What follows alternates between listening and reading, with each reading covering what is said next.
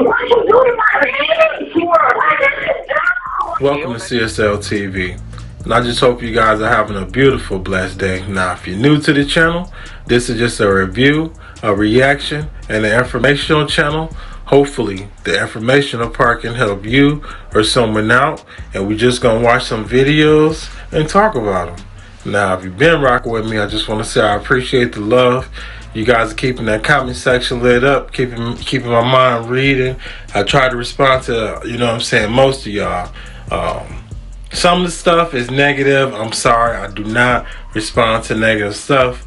But other than that, it helped me look at things, differently than how I think about it. Because we, as people, have our way of thinking, and then for those that let others influence it, sometimes it can be beneficial.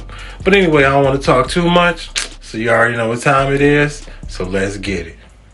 Kevin went into Danielle's room. Then he started looking out the window. He did notice a lot of flies, and he saw the flies were growing the closer you got to the shed. They saw two large black plastic bags. They got out a box cutter, sliced it, they saw a leg. It was the 23rd of August 2018 that our story gets off, and it starts in a mobile home in Clinton Township. Clinton Township sits northeast of Detroit proper, about 30 minutes away. So in Clinton, you'll find a pretty extensive mobile home park, and one of those was rented by a Robert Joseph Marzejka. He lived in a house with his 3 children. You had Danielle Marzejka, his son Robert Marzejka, 24 years old, and then Kevin, 23 years of age. Danielle was the youngest of the kids. She was 18 years old. Joseph's wife and the mother of his children, Jill, she passed away in 2011. Danielle lived in that home with her boyfriend also, Seren Bryant. Danielle and Seren had been dating for years, and he was initially living an hour and a half away with his family. So Danielle and Seren had a room, Robert had a room, Kevin and his girl Erin had a room, and Joseph, the dad, who rented the whole place, he would sleep on the couch, giving the bedrooms to his children, which is like, fair play to you. Joseph, he worked as a painter, like a general contractor, and his 2 sons, Kevin and Robert, they would often work with him, especially, when they needed some money. Danielle herself was work the night shift at National Coney Island, a chain of restaurants in the greater Detroit area. And Seren, her boyfriend, he done work there too. So this sounds like they have a good father who let the kids have the rooms, and they all work together, to make the household work and flow for them. He didn't mind sleeping on the couch because he's a parent. He making those type of sacrifices so his kids can be comfortable.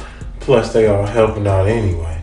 But we gonna see how this story turned out, where things just turned for the worse. Neither of them had a car, so when they were going to work, they would often grab a ride with a friend of theirs who also worked at this place. On the 22nd of August 2018, Danielle, Seren, and this friend of theirs, they all drove to work beginning the 9 p.m. shift, before this friend dropped Danielle and Seren off at their home at 8 a.m.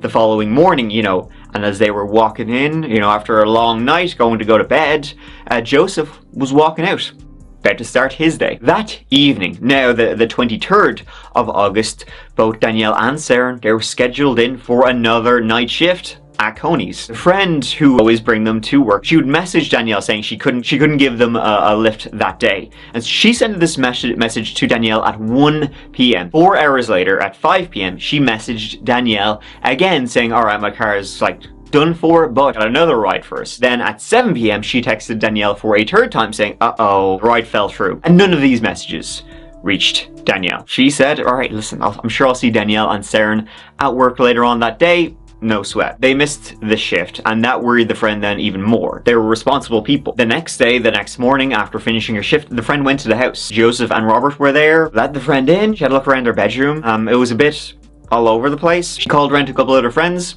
Nobody had seen them. And again, there would be a no-show at work. It was then on the 26th of August that Danielle's brother, Kevin, and his girlfriend, Erin, they were becoming really, really worried. Kevin went into Danielle's room, looking around the place. Then he started looking out the window into the yard, and he saw that the grass outside was really trampled, really disturbed, as if there had been, activity there. So Kevin went out to investigate. He did notice a lot of flies. And he saw the flies were growing the closer you got to the shed. Kevin got Yeah, I know. If I see something like that, oh man, and the flies got stronger and stronger, and it seemed like some Conjuring type of crazy, stuff that I've seen on the movie.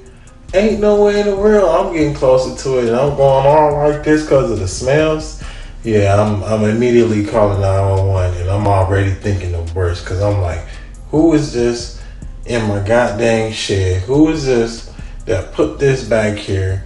And then now you're thinking, hey, I hope this isn't a dead body. Kevin got the key out for the shed, and he unlocked it, opened the door, and the flies just began to spread. And at the back of the shed, they saw 2 large black plastic bags. Joseph had arrived at this stage to see what was going on. They got out a box cutter, sliced it, they saw a leg.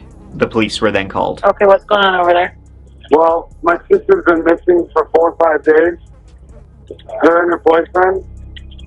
And we just found 2 bags in the shed, and there's flies all. I think they're in the shed in a bag, okay? What's going on here? We have these bags It's like dust in there.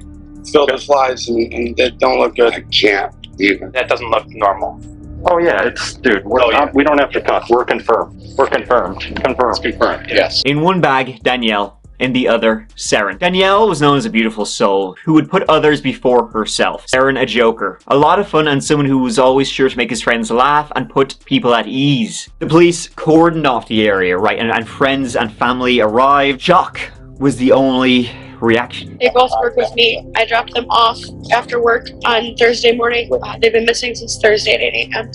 That's when I dropped them off. That's the last time they were Where'd you seen. drop them off? Here, their house, after work. Both victims, Danielle and Saren, had severe head fractures. Inside the shed, along with the bodies, they found a plastic bag with some bloody items, including a rubber hammer that was likely the attacking weapon, pillows, duct tape, and a sheet that would have come from their bed. Investigation swiftly turned on those around the 2 victims, and more specifically, the one person who was not there when they were found. Robert Marzejka. The search of the house that day did not reveal him. He had left the house and gone to a motel that was 6 minutes away. The police desperately wanted to speak with him. 7 years before all of this, Robert had been diagnosed with bipolar disorder, schizophrenia, and paranoia, and had been hospitalized a number of times over the years. This is right after his mother, Jill, she passed away. His family didn't have a clue where he was. He then left the inn, leaving behind his cell phone, his laptop. He drove to Toledo, just on the border, and it was found from there. He got in one of them good old Greyhound buses all the way to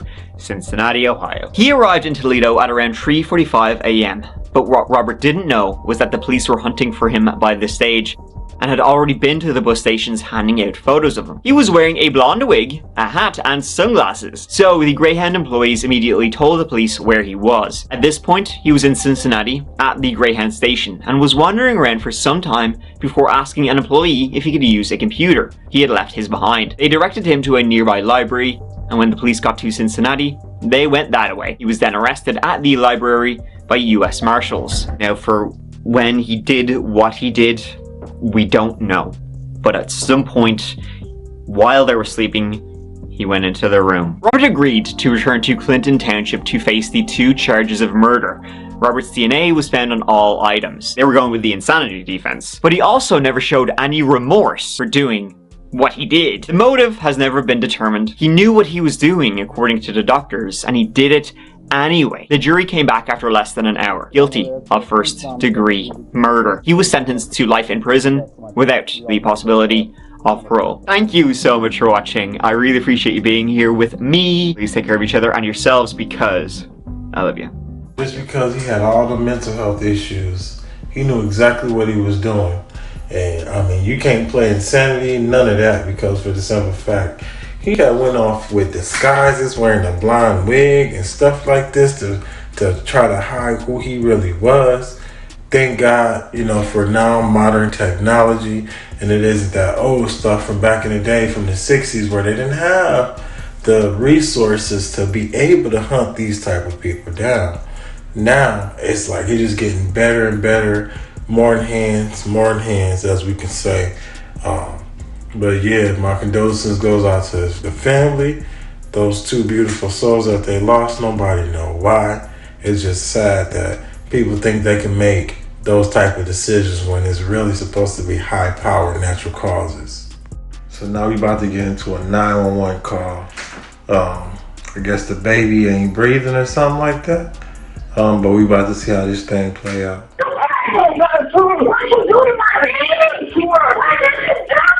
Kneel next to her and look in her mouth for food or vomit. Okay, I'll do it. Is there anything in her mouth? No. Okay, you need to place your hand on the baby's forehead and your other hand under her neck and shoulders and slightly tilt the head back like she's looking straight up towards the ceiling. And put your ear next to her mouth. Can you feel or hear any breathing? You can hear breathing? You can hear her breathing? Is she breathing normally? No. Okay, well, we're going to have to start CPR on her. I'm going to tell you how to give mouth to mouth, okay? With the baby's head slightly tilted back, completely cover her mouth and nose with your mouth and blow 2 puffs of air into her lungs about 1 second each, just enough to make the chest rise with each breath, okay? All right. Did you feel the air go in and out? I tried it one time. You got to do it two puffs of air into the lungs, about 1 second each. Just enough to make the chest rise. Yeah, I feel air going in. Okay, now listen carefully. I'm going to tell you how to do chest compressions. Place 2 fingers on the breastbone right in the center of the chest between the nipples, okay? Now you need to push down 1.5 inches with only your fingers touching the chest. Yeah. Pump the chest hard and fast 30 times, at least twice per second, but you have to let the chest come all the way up between pumps, okay? Have you done 30? Yeah. Now, with your hand on her neck and shoulders, you need to tilt her head back and put your mouth over her nose again and give her 2 more puffs, okay? 2 more puffs of breath. Dude, she's not dead, dude. Stop saying that shit, dude. Let me know. Sir? Brandon, what you do? She is not breathing, Okay. Brandon. Sir?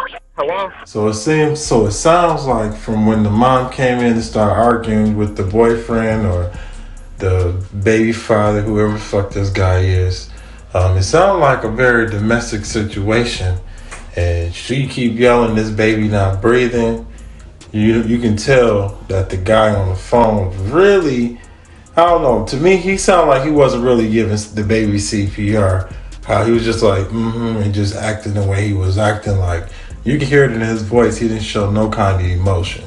But we gonna see how this situation play out. Hello? What the? Sir? Hello?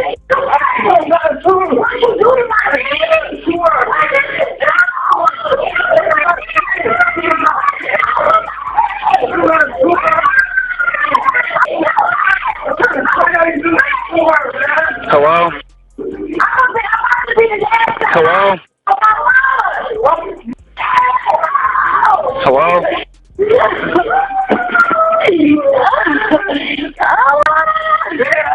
Mama died before she's not dead, man. My mama died before she's not dead. Hello? Hello? Brandon, I'm about to be so. The 2-month-old baby, Renee, had died of blunt force trauma to the head. Her parents, 18-year-old Brandon Moss and 20-year-old Laquanda R. Johns, were arrested by Cleveland authorities. They were arrested and indicted for aggravated murder. According to court documents, the baby's medical information showed signs of prolonged abuse, showing signs of broken ribs and a deep laceration to the rib. Some of the injuries were new, but many were older. In December 2015, Brandon Moss pleaded guilty to aggravated murder, felonious assault, and several counts of child endangering. He was sentenced to life in prison with the eligibility for parole after 15 years. Meanwhile, the infant's mother pleaded guilty to involuntary manslaughter and endangering children. Since John suffered from mental problems and had an IQ of 55, she was sentenced to 3 years in prison. Okay, what's wrong tonight, sir? There is a strange man outside our home, and he's hollering, and he's crying out. I don't know what's going on with him. Can you see anything about him, what he looks like? No, it's dark and raining. Okay. Did he have a vehicle or is he on foot? He's on foot. Has he come to your door or windows? He's at our door. He's at your front door? He's at our back deck. At the back deck? I'm going to give you my wife. I'm going to go get my gun. Oh my God. Ma'am, what's wrong? He's trying to break down the door. Okay, ma'am, we've got deputies headed that way, okay? All right, thank you. Don't hang up with me, okay? Okay. No matter, listen, I want to tell you something. No matter what happens, just don't hang the phone up. You can set it down if you have to. I don't know. I think he's got a gun. Get out of the way. Get out of the way. He has a gun. I don't know if that's what he's got. Ma'am, can you see the gun? No, I don't know if that's what it is. He's trying to break down the door. I can't tell. He's just beating the door. I hear him, ma'am. Ma'am, is he able to get in the door? Not right now. He's trying. Okay, what's he doing now, ma'am? He's asking what date it is. He's talking about something about Vietnam in 1969. I don't want to hurt you, okay? Where's your husband? Still at the back door? We're standing here in the kitchen. He is trying to get into the sliding glass door. I hear him walking around outside on the deck. I don't know. Oh my gosh. He's trying to get through the door. You have got to get somebody here. They're on the way, ma'am, I promise, okay? They're coming as fast as they can. Please, just go away. Please. Is he talking to your husband? He's beating on the door. I mean, I can even see the glass is going to break. Ma'am, I can hear it, okay? I have officers on the way. Just stay on the phone with me. Everything's going to be all right. He's counting.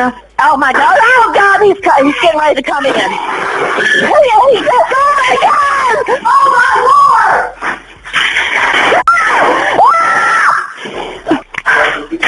Oh, my God. Ma'am, you still there? Please get somebody here quick! Ma'am?